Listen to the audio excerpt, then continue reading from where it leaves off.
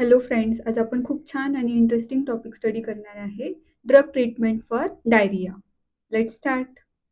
सगळ्यात आधी what is mean by diarrhoea, meaning of diarrhoea. मग डायरिया कसा बनलाय रे? तर dia plus rhoea. What is mean by dia? Dia means through, dia means through and rhoea means run or flow. मग तुम्हाला समजलं, dia means through and rhoea means run or the flow. मग run or flow through the luminal area of the stomach is known as diarrhoea. And this diarrhoea is a Greek and the Latin word. आलं लक्षात diarrhoea म्हणजे काय? Dia means through and rhoea means move or the run. मग काय move किंवा run होतंय? तर watery stool जे unwanted before our period is known as diarrhoea. आलं लक्षात डायरिया म्हणजे काय? कॉन्स्टिपेशनच्या अपोजिट. कॉन्स्टिपेशनमध्ये काय होत होतं? तर इथे लूज आहे. कॉन्स्टिपेशनमध्ये काय होत होतं? तर हार्ड स्टूल होत होता. इथे काय झालंय? तर तो जो स्टूल आहे किंवा अनवॉन्टेड मटेरियल आहे ते लूज झालंय. And this watery stool is move usually more than 3 in 24 hours of the period is known as diarrhea. This diarrhea is a frequent and precipitate passage of poorly formed stool. It can range from acute to severe chronic. मग हा जो diarrhoea आहे तो सुरुवातीला acute condition असते आणि नंतर हळूहळू तो सिव्हिअर कंडिशन अपियर करतो. म्हणजे बॉडीमधलं वॉटर एक्सरेट होतं. कुठले असे मायक्रो ऑर्गॅनिझम्स आहेत त्यांच्या इन्फेक्शनमुळे सिव्हिअर और क्रॉनिक कंडिशन्स अपियर होतात. तर first one is rota virus in the children. मग छोट्या मुलांमध्ये रोटा व्हायरसचं जर इन्फेक्शन झालं तर वॉटरी स्टूल कंटिन्युअस त्यांच्या बॉडीमधून मूव्ह होतो आणि ते वीक होतात. अकॉर्डिंग टू WHO चं काय म्हणणं आहे किंवा WHO ची डेफिनेशन काय आहे? As a 3 or more loose watery stool in 24 hour period is known as diarrhea. In pathological term, it occurs due to passage of excess water in the feces. This is known as a diarrhea. आले लक्षात सगळ्यांच्या? Diarrhoea म्हणजे काय? खूप simple आहे. वॉटरी stool stomach मधून किंवा luminal एरियामधून move होतो. तो abnormal move. According to WHO, 3 or more loose watery stool is move और excrete from the body is known as diarrhoea. आता या स्लाइडमध्ये काय बघायचे आपल्याला? तर पॅथॉलॉजिकल कंडिशन्स. मग पॅथॉलॉजिकल कंडिशन्स म्हणजे काय? तर which are the abnormal. Pathological म्हणजे काय? ॲबनॉर्मल कंडिशन्स कशा अपियर होतात. मग मी सेम डायग्राम कॉन्स्टिपेशनच्या व्हिडिओमध्ये पण घेतली होती, तुमच्या लक्षात यावं म्हणून इथे पण सेम घेतली. ओके. डायरिया जर तुम्ही कॉन्स्टिपेशनचा व्हिडिओ बघितला असेल तर डायरिया तुम्हाला लगेच समजणार आहे. तुम्हाला सिम्पल मेकॅनिझम माहिती आहे डायजेस्टिव्ह सिस्टीमचं. माउथ मधल्या सलायवामध्ये फूड मिक्स होतं. मग ते फूड इसोफेगसमध्ये येतं. इसोफेगसमधून ते जे फूड आहे ते स्टमकमध्ये येतं. स्टमकमध्ये त्याचं ॲब्सॉर्प्शन होतं with the help of bile juice, gastric. Then this food is coming under the small intestine. मग स्मॉल इंटेस्टाईनमध्ये पण ॲब्सॉर्प्शन होतं न्यूट्रिएंटचं, व्हिटॅमिनचं. आणि जे अनवॉन्टेड मटेरियल आहे ते लार्ज इंटेस्टाईनमधून काय होतं? मूव्ह होतं. This is a basic anatomy of the digestive system. पण आता काय होणार आहे? आपल्याला बघायचंय डायरिया. मग डायरियामध्ये बेसिक आपण सुरुवातीला बघितलं, वॉटरी स्टूल ॲबनॉर्मली फॉर्म होतो आणि तो मूव्ह होतो. ओके. मग कसं बघूया? मग काय झालं? तर काय होणार आहे? जे अनवॉन्टेड मटेरियल स्मॉल इंटेस्टाईनमध्ये आहे ते खूप फास्ट मूव्ह होणार आहे आणि कंटिन्युअस मूव्ह होणार आहे. त्याला काय म्हणतो आपण? डायरिया म्हणतो. मग there are some pathological conditions. मी ते मार्क केलेलं आहे, तुमच्या लक्षात येईल. ठीक आहे. It is a abnormal increase in the frequency and the liquidity of the stool. म्हणजे normally person single time waste material excrete करतो. पण डायरियामध्ये काय होणार आहे? एक्सक्रीशन रेट जो आहे किंवा त्याची फ्रिक्वेन्सी आहे ती इन्क्रीज होणार आहे आणि स्टूलमध्ये एक्स्ट्रा लिक्विड अपियर होणार आहे. Then increased motility of GIT and decreased ability of intestine to absorb water from the stool. म्हणजेच काय? मोटिलिटी म्हणजे काय? तर मुवमेंट. मग तुम्हाला सिम्पल माहिती आहे, हा जर ल्युमिनल एरिया आहे मग त्याचं कंटिन्युअस कॉन्ट्रॅक्शन होणार आहे, परत रिलॅक्सेशन होणार आहे, परत कॉन्ट्रॅक्शन, परत रिलॅक्सेशन. मग ही जी कॉन्ट्रॅक्शन रिलॅक्सेशनची जी मेथड आहे ती काय होणार आहे रे? फास्ट होणार आहे. मग जर फास्ट झाली, हे कंटिन्युअस कॉन्ट्रॅक्ट झालं, रिलॅक्स झालं लार्ज इंटेस्टाईन, तर हे जे फूड आहे किंवा हे जे स्टूल आहे ते एकदम फास्ट रिलीज होणार आहे किंवा एक्सक्रीट होणार आहे. अजून मग डायरियामध्ये काय होतं? तर इंटेस्टाईनची जी ॲबिलिटी आहे वॉटर ॲब्सॉर्ब करण्याची कॅपॅसिटी जी आहे ती काय होते, डिक्रीज्ड होते. देन डिक्रीज्ड किंवा इथे सिम्पल सांगते मी तुम्हाला, मोटिलिटी काय झाली, इन्क्रीज झाली. Movement, motility means what, movement. आणि वॉटर ॲब्सॉर्ब करण्याची जी कॅपॅसिटी होती ती काय झाली तर डिक्रीज झाली. देन decrease electrolyte and water absorption. मग आता हे जे वॉटर आहे किंवा हे जे स्टूल आहे ते एकदम फास्ट मूव्ह होतंय किंवा फास्ट एक्सक्रीट होतंय, तर इलेक्ट्रोलाइट आणि वॉटर स्टोअर होईल का, नाही होणार आहे. म्हणजेच काय तर decrease electrolyte and water absorption.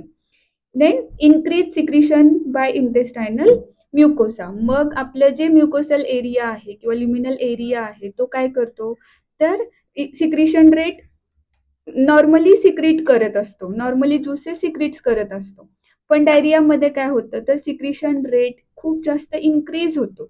मग सिक्रिशन रेट इन्क्रीज झाला तर इलेक्ट्रोलाइट मेंटेन होतील का, नाही होणार आहे. इलेक्ट्रोलाइट मेंटेन नाही झाले तर डिहायड्रेशन अपियर होणार आहे. This also increases the luminal osmotic load. Osmotic load म्हणजे काय तर फॉर एक्झाम्पल या नॉर्मल केसमध्ये इथे सोडियम, कॅल्शियम किंवा मॅग्नेशियम प्रॉपरली ॲब्सॉर्ब होतात. पण जर ऑस्मॉटिक लोड इन्क्रीज झाला तर सोडियम, कॅल्शियम फास्ट मूव्ह होणार आहेत किंवा एक्सक्रीट होणार आहेत. Then inflammation is also lead in diarrhoea. These are the pathological conditions of diarrhea. In this slide, we study the clinical types of diarrhea. There are how many types? There are 4 types of diarrhea.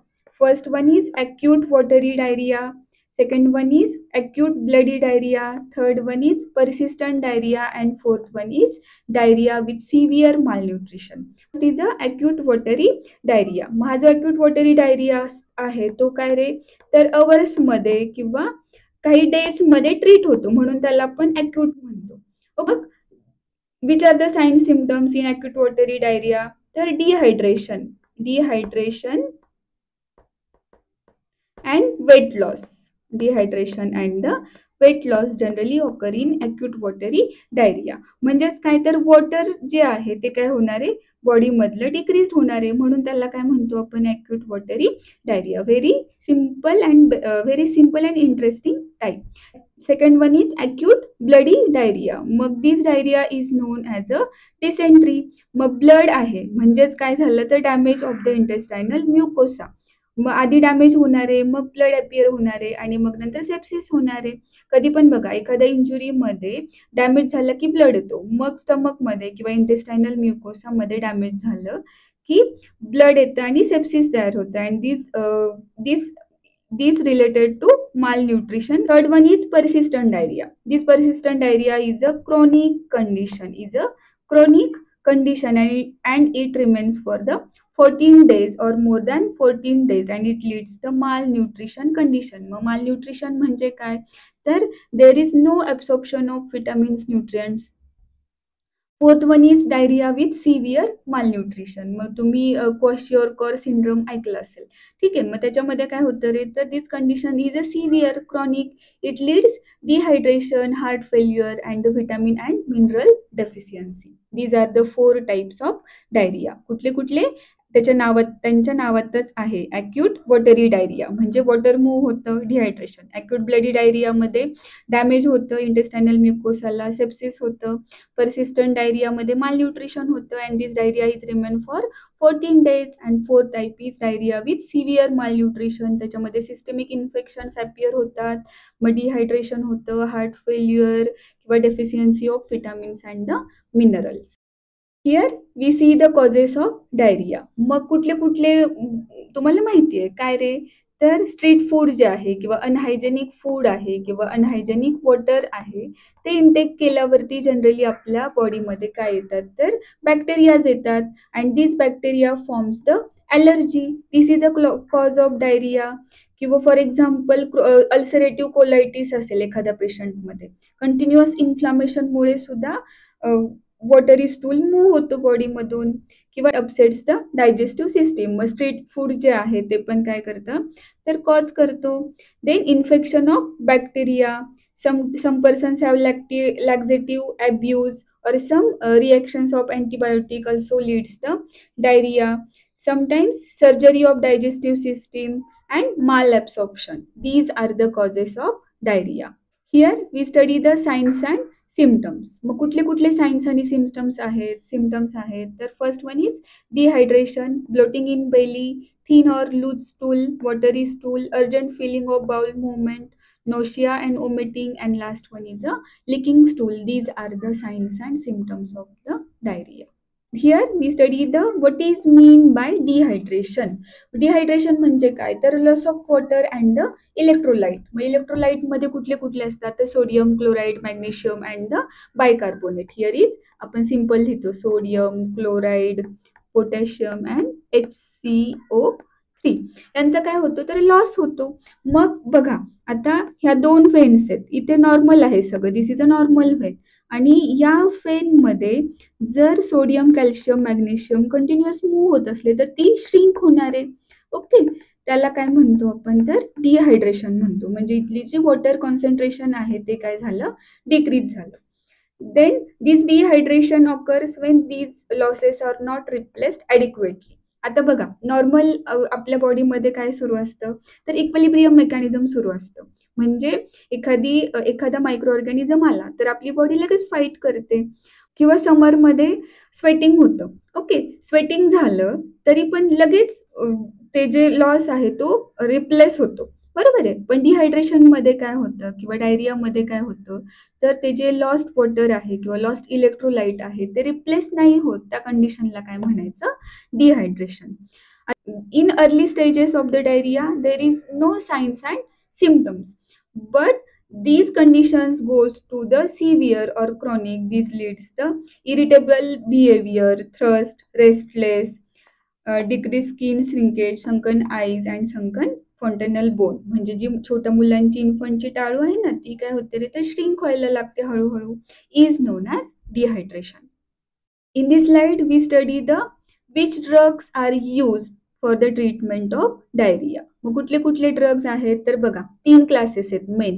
रिहायड्रेटिंग solution, antimicrobial and third one is non specific antidiarrhoeal agent. मग तुम्ही काय लक्षात ठेवणार आहे डायरियाच्या कुठल्या drug RAN. R means what? Rehydrating solution. A means what? Antimicrobial. And N means what? Non-specific antidiarrheal agent. मग रिहायड्रेटिंग solution आता काय झालंय डायरियामध्ये आता बघा बरं का सेम अपोजिट आहे, कॉजेसच्या अपोजिट आहे तरच डायरिया बरा होणार आहे. काय होत होतं डायरियामध्ये डिहायड्रेशन. मग जर रिहायड्रेशन केलं तर डायरिया ट्रीट होणार आहे. जे इथलं जे वॉटर आहे ते लॉस्ट झालं होतं. जर इथे वॉटर आणलं तर ही जी सेल आहे ती काय होणार आहे रिहायड्रेट होणार आहे. ओके, मग कुठले कुठले क्लासेस आहेत तर ओरल अँड इंट्राव्हेनस किंवा सिंपल तुम्हाला माहिती आहे आपण डिहायड्रेशन झाल्यावरती इलेक्ट्रोलाइट पितो त्यालाच काय म्हणतो आपण rehydrating solutions. Second class is antimicrobial. मग विचार the example of antimicrobial. Cotrimoxazole, ciprofloxacin, norfloxacin, metronidazole, flurazolidone and the tetracycline. These are the examples of antimicrobials. Then third class is non-specific antidiarrheal agent is having a 3 types: anti-motility and anti-secretory drugs, adsorbents, and third one is a other. मग first class कुठला आहे तर opioids. मग ओपॉइड्सचे कुठले कुठले example आहे तर diphenoxylate, loperamide, difenoxin and racecadotril. Second class is anticholinergic and the example of anticholinergic atropine, propantheline and oxyphenonium. Then second class is adsorbent. Which are the example of adsorbent? Kaolin and the pectin. And last is a other or the miscellaneous drug of antidiarrhea is bismuth subsalicylate, octreotide and racecadotril. These are the example of antidiarrheal drug. This is very simple classification. तुम्ही 2-3 वेळा लिहिलं की तुमच्या लक्षात राहणार. मग या स्लाइडमध्ये काय स्टडी करायचे आपल्याला तर मेकॅनिझम. मग ह्या ज्या अँटीडायरियल ड्रग्स आहेत त्या ल्युमेनमध्ये गेल्यावरती नक्की करतात काय तुम्हाला माहिती आहे. काय कॉजेस काय काय आहेत तर वॉटर आणि इलेक्ट्रोलाइटचं कॉन्सन्ट्रेशन लॉस्ट होतं किंवा रिड्यूस होतं. ठीक आहे, ऑस्मोटिक लोड जो आहे तो इन्क्रीज होतो, मोटिलिटी इन्क्रीज होते आणि सिक्रिशन रेट इन्क्रीज होतो. मग हे सगळं कमी करणाऱ्या ज्या ड्रग्ज आहेत त्यालाच काय म्हणतो आपण, तर अँटी डायरियल ड्रग. मग बघा, डायरियामध्ये बाउल मुवमेंट जी आहे ती इन्क्रीज झाली होती. मग या ड्रगनी काय केलं, तर slow down the bowel movements and reduce the frequency of loose stool is known as anti diarrhoeal drug. This is a basic mechanism of anti diarrhoeal drug. मग फर्स्ट क्लास बघूया आपण अँटी डायरियल ड्रगचा, anti motility and anti secretory agent. मग this anti motility and anti secretory agents having a two classes, opioids and the anticholinergic. मग first आपण काय बघणार आहे, तर ओपॉइड स्टडी करणार आहे. ओके, मग ओपॉइड्सचे कुठले कुठले एक्झाम्पल आहेत, डायफिनॉक्झिलेट, लोपेरामाइड, डायफेनॉक्झिन अँड रॅसेकॅडोट्रिल. मग ते स्मॉल इंटेस्टाईन मध्ये पण प्रेझेंट आहेत आणि लार्ज इंटेस्टाईन मध्ये पण प्रेझेंट आहेत. मग म्यू रिसेप्टर आणि डेल्टा रिसेप्टर काय करतात, तर ही जी मोटिलिटी आहे ना, ही जी इन्क्रीज झाली होती, बरोबर आहे की नाही, ती काय करतात, तर डिक्रीज करतात. म्हणजे इथे बघा, these drug stimulates the peripheral area of the large intestine and small. This mu receptor decreases the motility. मग स्टमकची मोटिलिटी रिड्यूस झाली की वॉटरी स्टूल ऑटोमॅटिकली काय होणार आहे, तर स्लो होणार आहे. आणि ते जे डेल्टा रिसेप्टर्स आहेत ते काय करतात, तर तो जो लॉस आहे ना इलेक्ट्रोलाइटचा किंवा वॉटरचा जो लॉस होत होता तो काय करतात, तर स्टॉप करतात. मग जर स्टमकमध्ये इथे सोडियम राहिले किंवा कॅल्शियम राहिले किंवा मॅग्नेशियम राहिले तर रिहायड्रेशन होणार आहे ऑटोमॅटिकली. आले लक्षात? This is very simple mechanism of the opioid receptor. मग तुम्ही काय लिहिणार आहे ओपॉइड रिसेप्टरमध्ये, तर these mu receptor and delta receptors are present on the small intestine as well as large intestine, and this receptor stimulates the peripheral area, and this mu receptor decreases the motility of the luminal area, and delta receptor stops the loss of water and electrolyte from the intestine or from the luminal area. Is a very simple mechanism of anti-motility and anti-secretory agent of the opioid class. Here आता second आपण काय study करणार आहे, तर अँटीकोलिनर्जिक. Okay, मग अँटीकोलिनर्जिक्सचे कुठले कुठले example आहे, तर ॲट्रोपिन, प्रोपेन्थेलिन आणि ऑक्सिफेनोनियम. मग अँटीकोलिनर्जिक ड्रग काय करतात, तर this drug decreases the bowel movement. This drug decreases the bowel movement and which results in the increased in fluid absorption. म्हणजे इथून जे कंटिन्युअस लॉस होत होतं की नाही ते आता स्टॉप होणार आहे. ते काय होणार आहे, स्टॉप होणार आहे. आणि इथला जो ॲब्सॉर्प्शन रेट आहे, इथला जो ॲब्सॉर्प्शन रेट आहे सोडियमचा किंवा कॅल्शियमचा किंवा मॅग्नेशियमचा, तो काय होणार आहे, इन्क्रीज होणार आहे. म्हणजेच काय झालं, तर रिहायड्रेशन झालं. This drug increase the fluid absorption. मग जे ॲब्सॉर्प्शन रेट आहे ना, इलेक्ट्रोलाइटचा, तो अँटीकोलिनर्जिक ड्रग काय करतात, तर इन्क्रीज करतात आणि बाउल मुवमेंट जी आहे ती काय करतात, डिक्रीज करतात. This is mechanism of anticholinergic drug. In this slide we studies the antimicrobial. मग आपल्याला सिंपल माहिती आहे अँटीमायक्रोबियल ड्रग काय करतात रे, मायक्रो ऑर्गॅनिझमला प्रिव्हेंट करतात किंवा त्यांची जी ग्रोथ आहे ती स्टॉप करतात किंवा त्यांना रिमूव्ह करतात किंवा किल करतात, बरोबर आहे की नाही. मग कुठले कुठले ड्रग्ज आहेत आपण ज्या डायरियामध्ये वापरतो अँटीमायक्रोबियलच्या under, first one is cotrimoxazole, ciprofloxacin, norfloxacin, metronidazole, furazolidone and the tetracycline. ठीक आहे, these drugs are given only in cholera, amoebiasis and the giardiasis. These drug destroy the growth of bacteria and prevent the loss of water and the electrolytes. आता इथे बघा next class कुठला आपला अँटीडायरियल ड्रगचा, तर ॲडसॉर्बंट. मग ॲडसॉर्बंट म्हणजे काय, तर असं इमॅजिन करा की दिस is a luminal area. Luminal एरियामध्ये इकडून काय आले, तर मायक्रो ऑर्गॅनिझम्स आलेत. ठीक आहे, मायक्रो ऑर्गॅनिझम्स आलेत, इथे पण मायक्रो ऑर्गॅनिझम्स आहेत. मग तुम्ही एखाद्या पेशंटला जर ॲडसॉर्बंट ड्रग दिली तर त्या काय करणार आहेत रे, इथले जे आहेत ना ते सगळे मायक्रो ऑर्गॅनिझम्स किंवा ते जे वेस्ट मटेरियल होतं किंवा जे अनवॉन्टेड पार्टिकल होतं ते ॲडसॉर्ब करणार आहेत, म्हणजे रिमूव्ह करणार आहेत. त्याला काय म्हणतो आपण, ॲडसॉर्बंट म्हणतो. मग कुठले कुठले ॲडसॉर्बंट्स आहेत असे, तर केओलिन आणि पेक्टिन. मग मग kaolin is a hydrated magnesium aluminate silicate. आणि पेक्टिन हा जो आहे तो इनडायजेस्टिबल प्युरिफाईड कार्बोहायड्रेट आहे. आणि कुठून मिळतो, सोर्स काय तर पेक्टिनचा, तर ॲपल पासून. मग हे जे केओलिन आणि पेक्टिन आहे ते काय करतात तर बॅक्टेरियाला ॲडसॉर्ब करतात, एंटेरोटॉक्झिन्सला ॲडसॉर्ब करतात. ॲब्सॉर्ब वेगळं आणि ॲडसॉर्ब वेगळं. ॲडसॉर्ब म्हणजे काय करायचं तर रिमूव्ह करायचं. ओके, अनवॉन्टेड मटेरियल ॲडसॉर्ब करायचं आणि रिमूव्ह करायचं. Enterotoxins and fluid to increase the consistency of faecal matter. म्हणजे इथे जे होतं ना वॉटरी स्टूल ते मूव्ह होत होतं, बरोबर आहे की नाही. मग त्याची जी कन्सिस्टन्सी आहे ती काय केली, इन्क्रीज केली. म्हणजे इकडून इकडून इकडून त्यावरती इथे ॲडसॉर्बंट ड्रगनी ह्याची कन्सिस्टन्सी इन्क्रीज केली. कशी तर इथे जो बॅक्टेरिया होता त्याला काय केलं, ॲडसॉर्ब केलं किंवा रिमूव्ह केलं. And this pectin acts as a demulcent. Demulcent म्हणजे काय, it coat the inflamed GIT mucosa. Next drug is a other drugs. Other ड्रग्सलाच काय म्हणतो आपण तर मिससेलेनियस म्हणतो. कुठले कुठले आहेत other drug. First one is bismuth subsalicylate, octreotide, racecadotril. मग बिस्मथ सबसॅलिसिलेट काय करतात तर this drug reduces the stool frequency and the liquidity. मग आता अकॉर्डिंग टू WHO डेफिनेशन नुसार काय म्हणत होतो आपण तर loose watery stool more than 3 times in 24 hours. मग ते जे 3चं 2 वरती आलं, 2चं 1 वरती आलं, म्हणजेच फ्रिक्वेन्सी काय झाली तर रिड्यूस झाली.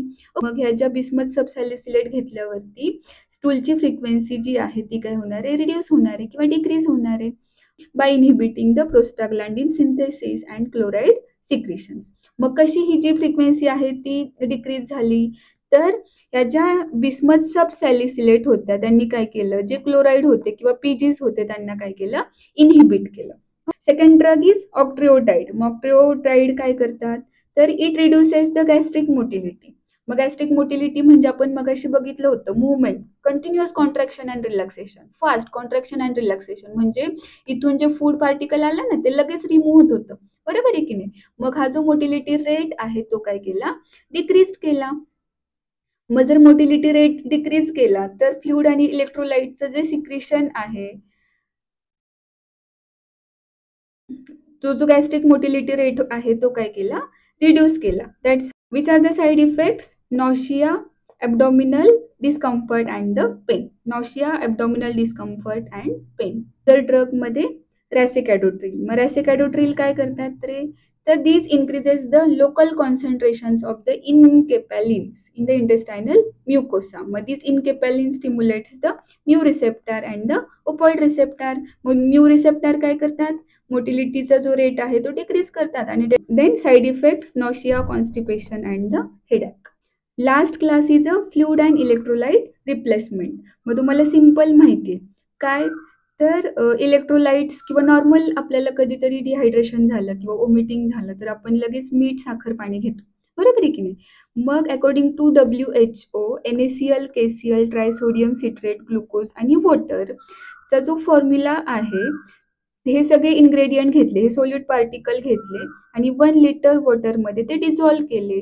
त्याला काय म्हणतो आपण तर ORS. ORS means what, oral rehydration salt. Osmolarity म्हणजे काय तर concentration of solute in solvent. These fluid and electrolyte replacements also prevent the dehydration and maintain the level of water and the electrolytes. Thank you. तुम्हाला जर video आवडला असेल तर नक्की like, share आणि सबस्क्राईब करा.